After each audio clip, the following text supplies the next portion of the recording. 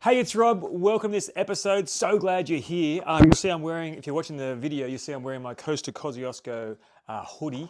Just want to say congratulations to all the athletes that have been accepted this year. I don't think they've actually been released yet, so it's so exciting. Getting that email or that call from the race directors to say, we've chosen you for the race this year amongst the hundreds of people that they get applying is really a vote for their confidence in you that you can finish. They only want people who can finish the race. So for all of those who've been successful this year, congratulations. I can't wait to see how your training and your race unfolds.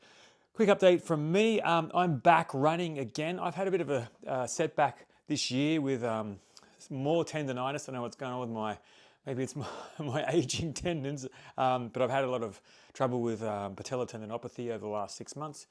I came back to training. It was going really well, and the tendinopathy came back. It's been like a bit of a roller coaster for me. The last 6 weeks have been going quite well. Training-wise, I had a few personal issues that I've been working through. My best mate passed away a month ago today, so these things have really been affecting my life and my training. I'm getting back on board and not training for anything yet, but just happy to be running again and building back my mileage. And, I'm dealing with grief at the moment as well and working through that. So a lot going on in my life as well as normal. But this episode is going to it's something that was born about 6 months ago for me. And it was in our Mindset for Runners community that we started talking about how we take on too much stuff in our lives. And it was a great discussion in the community because I was realizing personally, I was working full time, I was studying a psychology degree, I was trying to be at every one of my two kids' soccer training and events after school. I was coaching my daughter's soccer training team twice a week and the games. I was trying to be a good husband and good around the house and maintaining our house, have some kind of social life, as well as trying to train for an ultra myself. And I was like, have I taken on too much? Like, what's going on in my life that I'm constantly, thinking about being efficient and trying to be productive and working things into my schedule and not wanting to stop and talk to that person on the street because I could be doing something better with my time. And I wonder if you can relate to this. So I was like, what's going on that I feel like I want to experience all these things in my life, but is it at a detriment to me as my health or me as a husband and as a father? And so I started to ask these questions, and I opened it up to our community saying, what's your experience with that? And got some great responses. And I'm going to start with those responses just so you get a bit of an idea, so I want you to really relate to this topic today. So here's a few that you might just relate to. It's quite long-winded, but stay with me. Here's what I've observed in myself and others. It may feel like others might not put their hand up to volunteer, so I volunteer for things. It's easy to do it for yourself than ask others. Maybe I have no clear understanding of my capacity. Like I'm in a reactive state, so I just say yes, yes, yes, yes, yes. Perhaps I have no clear boundaries or orientation of what I want to be doing, so you do everything that is asked of you. My sense of self is tied to my output. I wonder if you can relate to that one. That's a big thing that came up in the literature when I was reading through the studies. Being useful, again, is a pillar of my identity. So every time I have the opportunity to be useful to someone else, I say yes. Fear of having nothing to do. Trying to create resolution. So having a feeling of chaos. So you're always trying to find the thing that will ease the feeling. If I solve this, I will be okay. So you stay busy.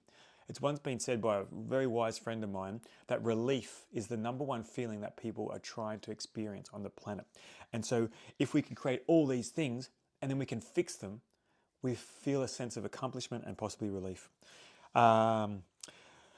Here's a simpler thing, and this is another side of it. I don't want to make this a negative podcast because overcommitting things, you might want that richness of life and adventure and a full life and doing all these wonderful things. So this was from Kim, another person in our community. I genuinely want to do a lot of things for fun, connection with others, curiosity to have different experiences, interest in building knowledge or skills, and just wanting to participate fully in all the amazing things life has to offer. And I'm going to share a few more just snippets from this so you can get into it. Um, I think the reason is I enjoy doing too many things, and I'm determined to fit those things in because I think life should be enjoyable. I want to be able to look back at the end of it and say, wow, that was a great time, and not, wow, I survived so many years of sleep, eat, work, repeat. So here's a few more things you might identify with. Diversifying my identity so I'm not just all in one aspect of my life. For example, if I'm injured and I can't run, then I haven't lost everything. I still have these other aspects of my life. A desire to help others. It's in my values. I value curiosity, adventure, learning, self-development, and that leads to want to try everything, go everywhere, meet everyone, and learn as much as possible. And yeah, so I hope you can relate to some of those, because what we're going to do in this podcast, the reason we're unpacking this is so you can maybe see it in your life. And is it something that you experience, overcommitting or taking on too much, or whatever word you want to put it? It doesn't have to be a negative thing again. And I'm going to give you some strategies towards the end that are going to help you to have the awareness around, are you overcommitted? And then some tools about how to deal with it. And like all of my podcasts, what I offer you is like a platter of food. Like you can take from it what you want. If you don't like it, spit it out and try something else, or take it as you will. So let's get into it. So where have I got this from? This is from a whole bunch of research studies. I can link them all in the show notes, or you can contact me. Actually, just contact me instead of me putting in the show notes. If you want to actually get the studies, if you're a nerd like me, I can send them to you. It's from podcasts, it's from articles, it's from so much stuff that I've put together as usual to make this simple for you and practical for you. So let's get on with it. Why do we, and let's use the term overcommit or take on too much. What's going on that we're doing it? So we need to look behind the scenes. It's been said that overcommitment is not a time management problem. It's a psychological issue, if you like it that way. So let's look at what it might be. Fear of letting people down. So maybe you're letting people down by saying no. You feel as though you're letting them down and they're going to have to struggle through this thing without your help. It could be at home, at work, even in your running group, for example. Saying yes when you mean maybe, right? So someone has an idea and you're like, well, I really would like to do that, but instead of it's a maybe, you automatically say yes, and that's my dog, Tilly, you can hear scratching my rug in front of me. Tying your identity to be the one who can handle it or do it all, right? I can do that, I can do that, I can do that. Just because you can doesn't mean you should, right? Using busyness as a way to feel in control. This is what Tim alluded to in that earlier thing, which is feeling as though I've got all of these things going on, and that if I can throw 10 balls into the air and manage them all, that I'm actually in control. So I create chaos in order to control it. I wonder if you can relate to that one, because I surely can. So let's go to the light side of it. Again, like a couple of people said it from the community, it's really about experience the fullness of life, saying yes to that growth, to that challenge, chasing our dreams without holding back. And the old adage was say yes and then work out how later, right? I really do love that. It's just being careful in what you're giving your yes to. And again, it's been said, every time you say yes to something, you're saying no to something else. And every time you say yes to something, we're going to get to this in a minute, but every time you say yes to something, we need to make sure that it's really aligned with our values, our purpose, our higher reason. Otherwise, when the time comes to actually fulfill and come through with your yes, that's when you go, why did I say yes to that thing? So I'm going to give you some techniques for that. Don't worry. So, yeah, it's not about you being stuck with all this. It can sometimes be that you're just so energized by it all, and you want to have a good kind of awareness of your life to say, have I got my finger in too many pies, or do I want to put my finger in more pies, right? Okay, so let's move on to some reasons, and also, what it might be costing you. So all the studies I read, there is a link between overcommitment and health. Why is that? Overcommitment can lead to stress because you switch on your fight and flight system, which fight or flight, freeze, fawn system, which I know you've heard me talk about a lot of times, and everyone else is talking about it in most podcasts. So what happens is when you start to handle all these open tabs in your mind, your brain starts to perceive them as a threat. It's like, I've got to do that, and that. And how am I going to actually achieve that? So it starts to be a threat. So you start to release the stress hormones to help you be in a heightened state to actually deal with all these things. Now, that heightened state can be very pleasurable. Like, I can't wait to do this. My weekend's completely jam-packed. It's going to be awesome, right? And it can also be, oh my gosh, this week I'm just completely snowed under. I've said yes to too many things, and I feel that, that stress. And so when we're in that stress state for a prolonged period, that can be caused, linked to chronic health issues. It can be, lack of sleep, for example, but it has a spiral downward effect for the long-term stress stuff as well. I'm not going to go into it right now because I'm sure you can imagine where they go to. So let's just think about, if you say yes to so many things, there's a likelihood that you could turn up a little bit half-assed to a lot of those things, if you can understand what I mean. So what do we want to do about it? So let's go into the what and the how of this kind of episode. First of all, if we can understand that it is an identity problem, we can look through some of these filters. I'm not saying these are going on for you. Like, again, it's a platter of food. If it lands with you, good. If not, let's move on to the next one. Here's what might be going on.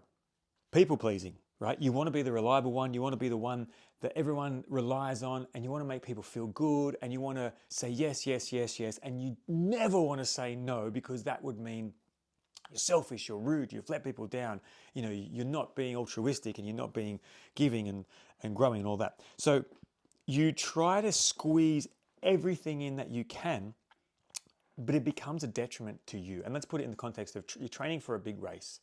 And it's really important to you. You really want this because you know that training for this race gives you, focus. It gives you commitment, gives you determination. You eat better, you sleep better.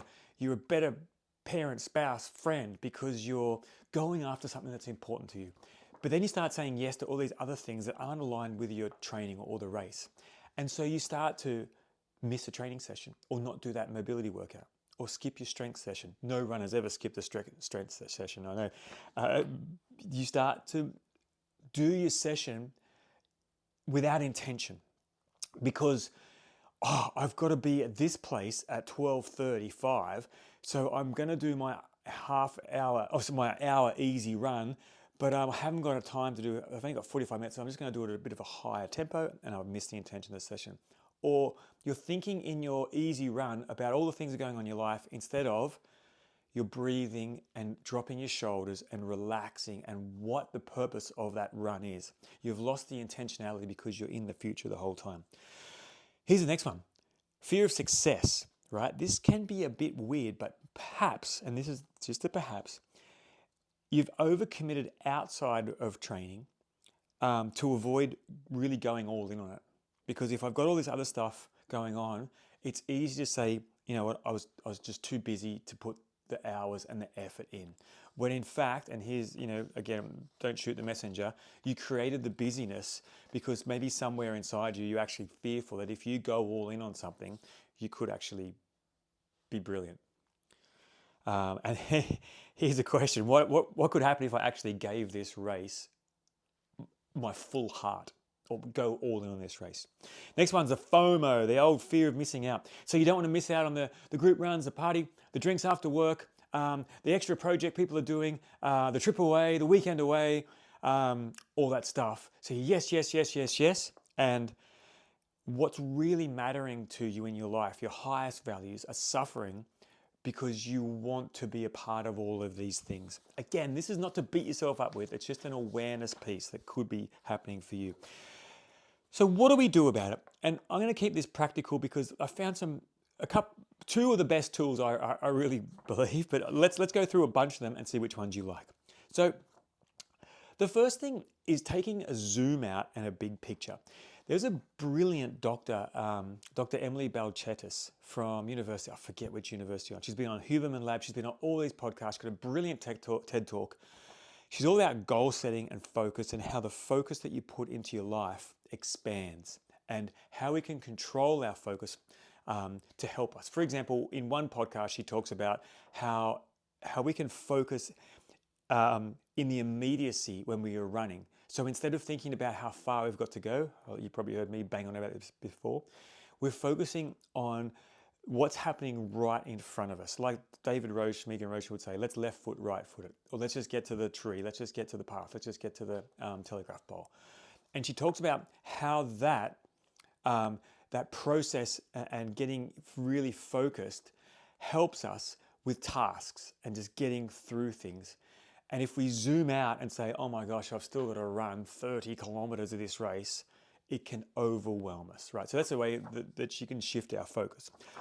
Now, with working out if we've overcommitted or what we really want to put in our life, what we want to take out of our life, it's about zooming out. This is what Emily Balcetis is talking about. Zooming out, reconnecting to your values, your why you're doing it, and feeling those feelings to help you decide what to say yes and no to. For example, the race that you might be training for at the moment.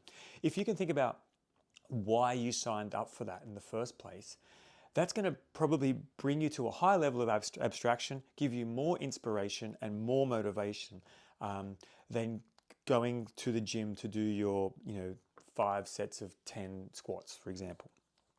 So reconnecting with why you are doing things and how they connect to your values. We're not talking about values, like what's the most important things in life. So it might be family, work, health, for example. So then the one way of doing this is to ask everything you say yes to, does it link to my highest values? All right, and I'm only going to say yes to it. But the problem you might have and I might have is that sometimes your yes comes too quickly to actually run it through that filter. So it sounds like one of these, beautiful ideas, but in practice, you've already said yes because of the underlying things we talked about. You don't want to let people down. You want to have the experience. You want to be the one that people can rely on. You've said yes before, so that means you should say it again. Example. Practice saying no with love. We're going to talk a bit more about this later on, but these are ways that you can actually say no with love, right? So thanks so much for thinking of me. I'm just a bit stretched right now and I can't commit. This sounds awesome, but I have to say no now. If you put a because after it, it might help you and the other person understand. I can't say yes right now because I've got so much on, or because I've committed to this, or you don't have to explain to people. Your no doesn't have to be qualified with a because of these reasons. It's okay to say no, because ultimately that person will probably just go, oh, that person said no. The next person I was going to ask was John. And instead, you're tied yourself in knots thinking that you're the only person in the world that can achieve this thing for that. I'd love to help. Can we revisit it next month after my race, right? That's another way of saying it. If you hear my dog, I'm not sure if you can, she's scratching around. So what else can we say? I'm going to take you to this next piece. This is called the yes damn effect. It was first proposed by Gail Zorberman, University of North Carolina, and John Lynch of Duke University. Quite simply, they were doing these studies on these people that had said yes to something in the moment. It might be, oh, could you help volunteer for this running evening next month? And everyone's like, that sounds great. Yes, I'm in. But when the running event evening comes along, you're like, why did I say yes to this? So they called it the yes damn effect. So yes, that sounds great. And then when you actually have to fulfill it, it's like, damn, why did I say yes to this? I'm sure you can relate to this. So what they did was, we need to talk this through. Emily Balcetis again says, the reason that we say yes to too many things is because our brain perceives future events differently than present right now events. So your calendar is probably freer in 3 weeks than it is this week, right? Just by the way that we put things into our calendar. But also temporarily, your brain thinks differently about 3 weeks, 3 months, 3 years in the future than it does 3 hours in the future. So we're always perceiving that we will have more time to do things in the future. Now that naturally leads to yes, yes, yes, yes, yes, right? Oh, I'm sure I'll be able to have time for that thing that you've asked me to do in a few weeks. But what happens is when the few weeks rolls around, your calendar's filled up with the things that you know, probably more important to you or day-to-day things. And all of a sudden, this thing you said yes to is now a detriment to your life. So this is the yes damn effect. So what they've done to alleviate that is, would you say yes to this opportunity or request if you had to do it today or right now? And that way you take this temporal future thinking out of your brain and your calendar and you bring it back to, would I like to do this thing right now? And that's basically called the right now test from these two professors from the universities. All right, next one. Do a commitment audit. Make a list of everything that you've said yes to this week and this month and just write it all out. Circle what lights you up, cross out what drains you. So we're asking for an internal check here. You write out all the things that you've said yes to. So you said yes to coaching the kids' team. You said yes to organising the dinner for work. You said yes to going out on the weekend for work drinks for the person's birthday party that you don't really know, but everyone of your friends going to be there. Then you said yes to the weekend away. You said yes to volunteering at the park run. And then, so just circle the things that light you up, put a cross through the things that don't, and a question mark to the ones that you're not really sure about. And that's just an awareness thing, right? I'm not going to take you to the next point. You don't have to start saying no to the things, but maybe it'll give you an awareness of how many things you're actually saying yes to that you can't. I'm going to skip that one. Let's go to Tim Ferriss. So Tim Ferriss has got a few brilliant strategies here. I'm going to share these with you right now. So the first thing is the not to do list. So he advocates having a clear list of habits to avoid, like answering unrecognized calls on your phone, checking email first thing in the morning, last thing at night, and agreeing to meetings without agendas. So he's saying these help you reduce distractions and prevent unnecessary commitments. One of the best things that Tim Ferriss has on his blog is a thing called a Wilson letter. This comes from a literary critic back in the Hemingway days. Pardon me for doing. I've actually got the things here. And when he does, let's just get to it. I'll just summarize it. Edmund Wilson wrote himself and the people who were going to ask him questions a letter with all the predetermined things he would say no to. And the letter read something like, thank you for your request. Edmund Wilson, it's unfortunate that he does not accept any of the following, and had reading manuscripts. It was a really long time ago, so it was like random requests for glasses of wine, like random meetings. And he listed all of these things that he was going to say no to.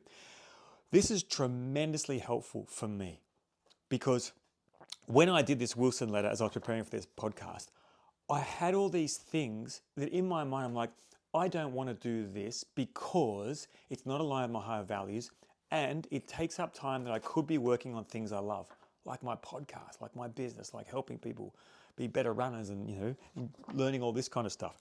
So when I had them listed out, I was like, oh my gosh, I said yes to that last week. And I've said yes to that, and I'm doing that in 2 weeks. Yet here they were in my Wilson letter. So obviously I have one of these people pleasing, yes, saying yes to help people out, thinking that, I'm the one that can help them, and what are they going to do if I say no? They're going to be completely lost at sea and not going to get this thing done.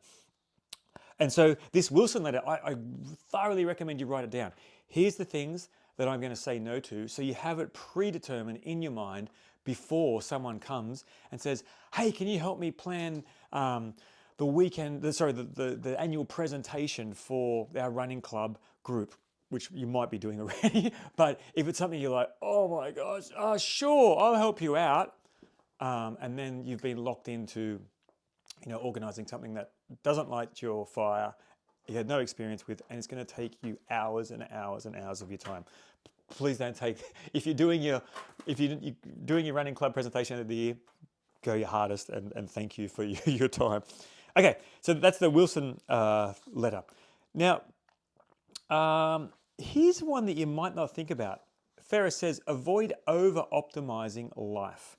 He warns that over-optimizing, so trying to streamline everything, can actually lead to overcommitment and complexity. So instead, choose fewer meaningful projects and treat them as experiments. So this example of this is having everything automated sounds great.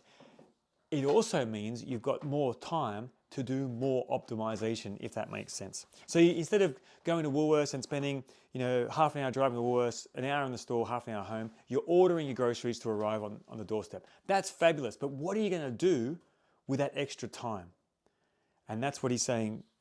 You've got to avoid, if you've got one of those underlying conditions where you're like, now I've got an extra hour.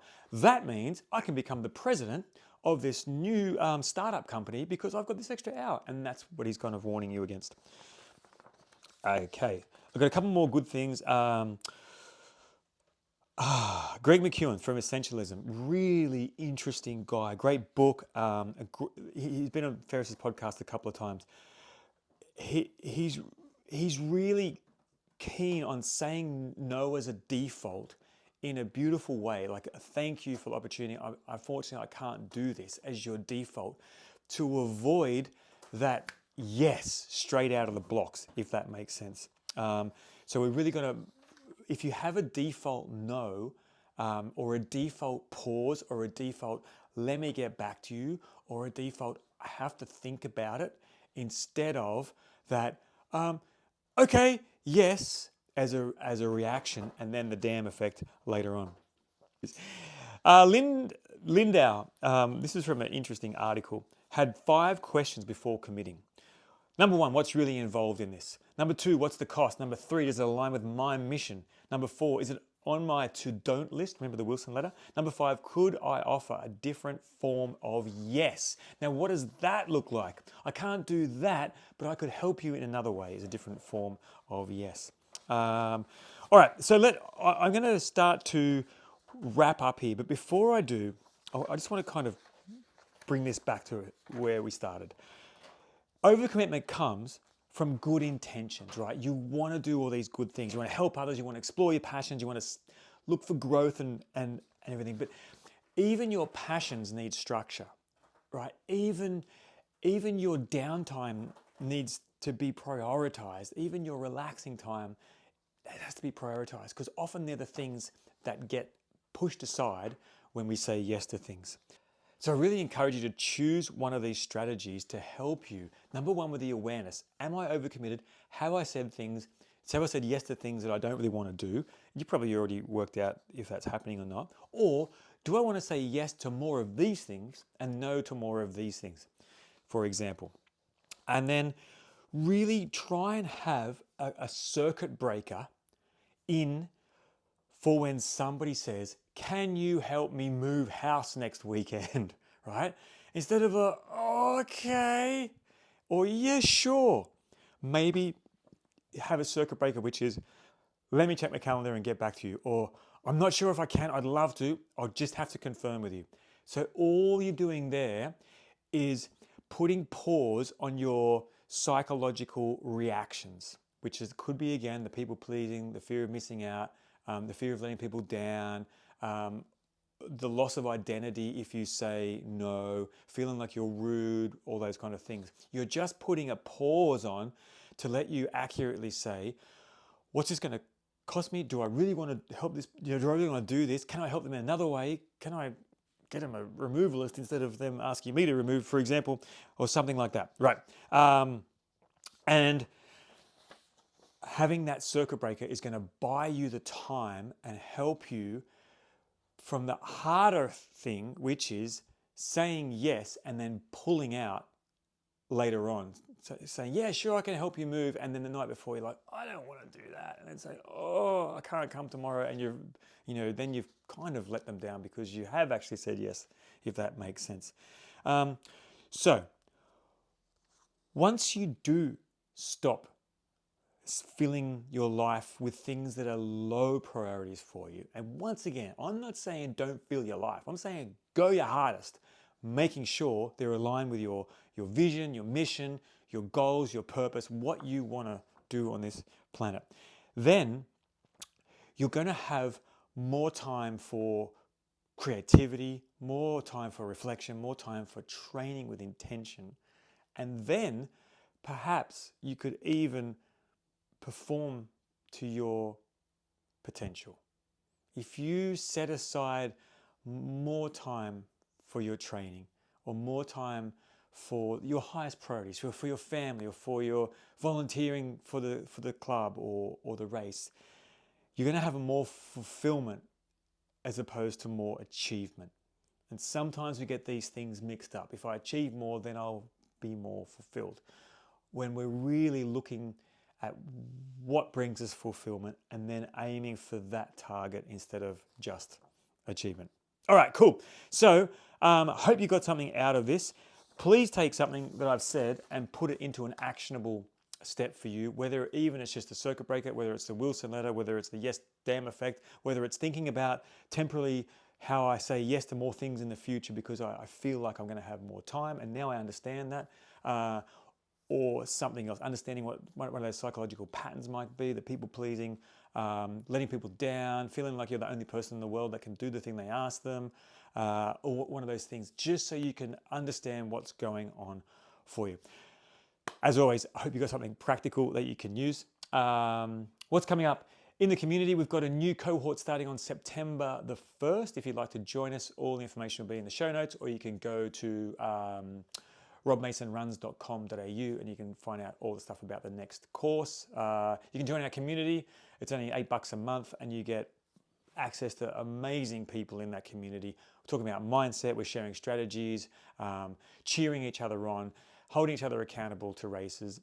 Every quarter we have a call. For example, the first quarter of the year we have a kickstart call to get your year all set out, your goals all set, and then we have 3 other quarterly calls where you can jump on. We talk about mindset, we talk about how you're going with your progress towards your race, and we do all that kind of stuff. So we've got the course which you can join, and the community which you can join, and of course the podcast. If you know someone who you would like to share this with, that would be the best way that you could help us grow the podcast and bring more stuff like this to you. So thanks for listening. I hope you got something out of it. Let me know if you'd like in the future to join the community, join the course. It's all at robmasonruns.com.au. And if you want any podcast topics covered, please hit me up on the socials. And until next time, I'll see you then.